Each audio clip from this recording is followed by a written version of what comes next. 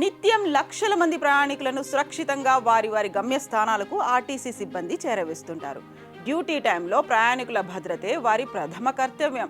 అలాంటి పరిస్థితుల్లో తమ ఉద్యోగ బాధ్యతలకు మించి పనిచేసిన సందర్భాలు అనేకమున్నాయి. అలాంటి ఘటనలు అప్పుడప్పుడు వార్తల్లో చూస్తుంటాం. తాజాగా హైదరాబాద్లో అలాంటి సంఘటనే జరిగింది.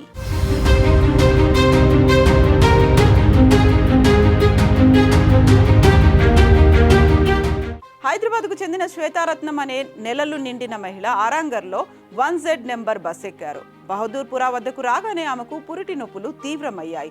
అయితే సమీపంలో ఆసుపత్రి కూడా లేకపోవడంతో కండక్టర్ సరోజ వెంటనే స్పందించారు. తోటి మహిళా ప్రయాణికుల సాయంతో బస్సులోనే కండక్టర్ సరోజ ప్రసవం చేయగా పండంటి ఆడబిడ్డ పుట్టింది. డెలివరీ తర్వాత ఆ మహిళను సమీపంలోని ఆసుపత్రికి తరలించారు. ప్రస్తుతం తల్లి బిడ్డ క్షేమంగా ఉన్నారు.